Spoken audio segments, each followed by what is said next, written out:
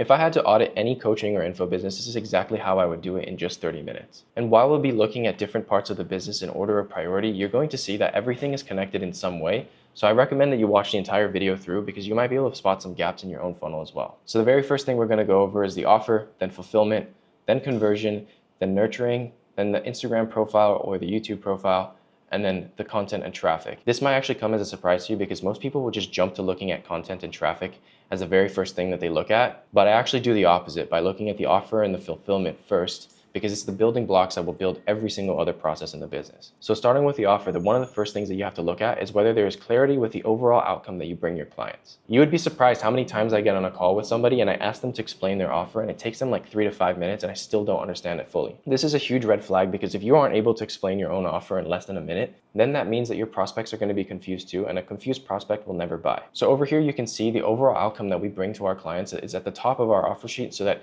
they can understand it immediately, and it kind of prefaces the rest of the conversation that we have with them. The outcome is clear and there's no ambiguity. And of course, it's inevitable that somebody will have questions about the details, but they have to understand the overall goal that you're going to be helping them achieve. And more importantly, they should have a rough idea of how you're going to help them do that. And the second thing we would look at is their pricing, but more importantly, their close rate. Because if somebody has a close rate that is greater than 80%, then it's probably likely that they're undercharging and they have room to increase their pricing by another $500 to $1,000. It's very likely that this would lead to them being able to make more money in the long run, despite their close rate probably dropping because they have an increase in pricing, but it gives room for them to reevaluate whether they want to continue down this path and how the market is responding to their new pricing. If the close rate is below 30%, then I would suggest that you look at improving your offer before reducing price, because at the end of the day, the price is just a number. So if you can give them more in terms of dollar value or intangible value by the way you make them feel, or if it's like a weight loss program, if you can help them achieve the result that they want and help them feel a certain way, as long as that value is greater than the price, then you should have no issue selling that. However, if you're below 30%, that's why I probably think that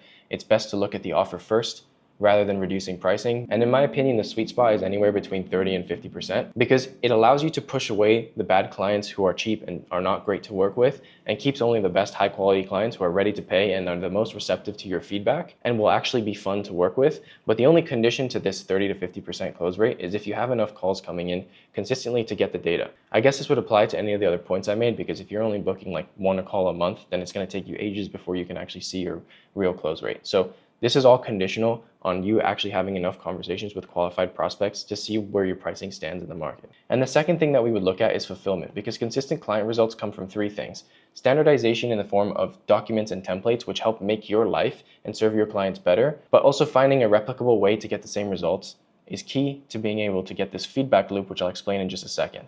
Then the second thing you need is tracking systems for your wins and your losses to understand where you went wrong or where you went really right so that you can continuously improve your offer and your fulfillment. The third thing would be to build a system that allows you to easily collect case studies and testimonials so that you can plug it back into any other part of your funnel where necessary. Creating a feedback loop might be one of the highest leverage things that you can do to scale, because it feeds into every single part of your funnel and will make your life scaling that much easier. I recently made a video about this topic, so if you want to check it out after this, it's going to be on my channel. So the third thing that we would look at are conversions. So we'd go back and look at all the conversations that were had on the Instagram DMs with prospects and clients and understand whether they are clear on what you have to offer or not. Because if they are, it's probably an issue, which I'll be discussing later, which is uniformity in the brand that you have. You can also take a look at your previous sales calls, which you should be recording, and see whether people are confused about your overall outcome that you're bringing them, because this is likely a symptom of you not having your messaging dialed in or not qualifying the right kind of people to be taking calls with you in the first place. I kind of hinted at this before, but the 15-second clarity test is something that I like to do. If you can explain your offer to somebody who's never met you in less than 15 seconds and they can actually understand it, then that's a good sign that your value proposition is clear. We would also want to see consistent CTAs across posts, not necessarily channels, because you might be active on mainly 2 different channels. So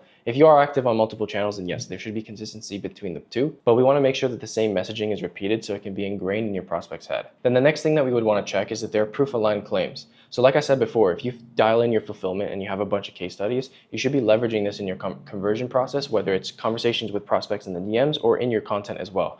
which, like I said, it's all connected, so I'll get to that in just a second. Because if somebody isn't leading with proof, despite the fact that they have it, then it becomes way harder to sell anything because people want to see other people similar to them who've been able to achieve the result through your help. This ultimately gives you unified direction in the way that you're helping your clients. And the fourth thing that we would look at is their nurturing process. We would want to understand whether their stories are both business related and personal so that the viewers and the prospects can get a better understanding of what they're offering, and also getting to know them as a person so that they can get invested in their personality as well, because competing on just value today is almost impossible. After looking at the stories, we would want to see if they have any DM automation set up for either lead magnets or something to welcome new followers who are coming to their profile so that they can engage in a conversation with the people who are interacting with their content. And then we would also want to analyze how they're actually tagging these leads and segmenting them as well within their CRM. And so what happens really often is coaches don't create a CRM for all the people that they're in contact with on Instagram. So it makes it very easy for them to miss follow-ups and all that kind of stuff too. But you should definitely create a way for you to keep track of all the conversations that you're having so that you can first understand how many conversations you're having, how many people are interested, what people are saying, whether they're interested or not. Not missing follow-ups is a huge thing, or continuing the conversation, or even keeping a tab on somebody who said no to you to follow up with them in 3-4 months time is such an underutilized strategy, because if you check in with them and they still haven't achieved their result after 6 months, despite your offer being something that would help them within 3 months, you can start to dig into their pain points and find out where they went wrong, and then slowly start to move the conversation back into a sales conversation where you can eventually pitch your offer again to them, and the chances are they're going to say yes the second time around. And the other thing as well is if you have a lot of people commenting for your lead magnets on your videos, you create an engagement loop which basically boosts your organic reach. This isn't something special or unique, but getting people to comment the same keyword over and over on your post will really help you push it out to more people. Of course, getting other comments as well helps, but the easiest way to do it is if everybody's commenting the same thing, because they're all requesting the same free resource. And so finally, after taking a look at all of these different things, it's time for us to look at the content and the traffic that this coach is getting. So if somebody is getting more than 50,000 impressions a month, then we would definitely suggest that they start launching retargeting ads for all the people who are engaging with their content or following them through their content as well. The only caveat here is that the impressions have to be from qualified viewers, and the way that you do that is by creating content that is niche specific to the people that you're trying to help. If you're a bodybuilder but you start making videos about cars and it's not related to your brand or your personality at all, then you might start attracting car guys who have literally zero interest in trying to get big. So when you start launching retargeting ads on the people who are liking this kind of post, you're going to be showing your offer to the wrong kind of people. These retargeting ads should follow the same CTA structure, and they should be to either follow the account or to comment or DM a keyword so that they can get a free resource. So we definitely want to make sure that we're using the CTAs to direct traffic in either one of these two directions. And then, like I said, we want to make sure that the content that's being created is aligned with a niche. And then we can also use that information and those ideas to turn it into long form leverage as well, where we suggest making at least 1 video a week, because these videos are a great way to speak to your viewers at length, because Instagram Reels being like 1 to 3 minutes tops doesn't do the trick. Whereas speaking to somebody for 15, 20, or even 30 minutes at any given time really helps them get more warmed up to you so that they're more likely to trust you. And all of this connects so that the content has one unified tone and message, because inconsistency will make it much harder for people to trust you. And before moving on to the last thing, we would want to make sure that we're leveraging the case studies and the testimonials that we're collecting in our fulfillment phase in the content as well, because it'll definitely help isolate the right kind of people to watch your content, and also builds trust simultaneously while they're consuming your content so that you don't feel like you're just preaching the whole time without any experience. Okay, great. So now that we've looked at all the other 5 processes within the business, we're going to want to take a look at the Instagram profile and make sure that everything is congruent with all the stuff that we said before. We want to make sure that the bio consists of the same messaging that would be in the offer, and also in line with the client results that you're putting into your bio as well. And then we want to make sure that the highlights show both case studies as well as any information that you want to portray to your clients. So things about your offer or things that you help people with can be 2 separate different highlights as well. One thing that I really like to do is I like to have a highlight section just for my long form videos so that people can go ahead and learn more about what I have to say if they want to see more in detail stuff rather than the 1-minute summaries that I'm posting on my Instagram. And one of the things that I see a lot of people make the mistake with is they don't keep it clean and they have like 300 different highlights on there. Trust me when I say this, how many times have you actually gone through and watched every single highlight that somebody has up? Like, okay, it could be cool if you have a bunch of highlight reels and they're all client results and it kind of like overwhelms the person. So they're like, oh shit, this person has a lot to show. But at the end of the day, if you have 300 client results or you have 100, if you just scatter it all over your account, it's going to make things look messy and it just doesn't really appeal. And at the end of the day, nobody's going to read it anyways. So keep it clean, keep it minimal, and keep the best results up there as well. And just continue adding them to your existing highlights as well. So that one becomes longer, but don't create multiple different highlight sections just for different case studies or different things that are ultimately just the same thing. We'd also want to take a look at the grids to make sure that the main grid is showing lifestyle and personality, and different insights about things that aren't fully related to the business so that people can see you and see that you're a real person and that you actually have a life. If you're somebody who's selling like heavily based off the lifestyle that you're going to be giving people, then show that in the main grids feed. And then for the reels, you want to just have your top 3 posts pinned. I recommend having one that kind of just encompasses like who you are and what you offer. So that can be like an origin story post.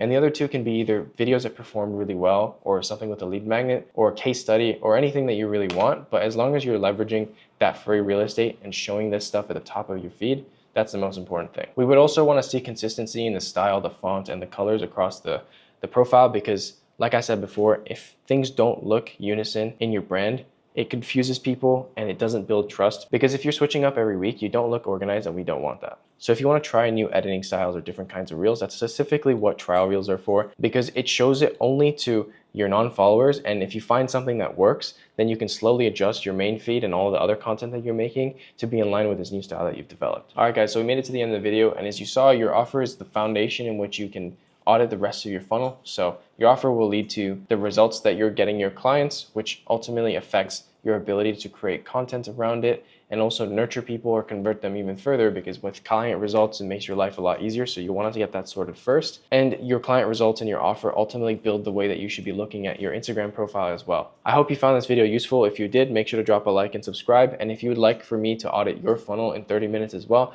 feel free to book a free consultation call with me with the first link in the description. Otherwise, thanks again for watching, and I'll see you guys on the next one.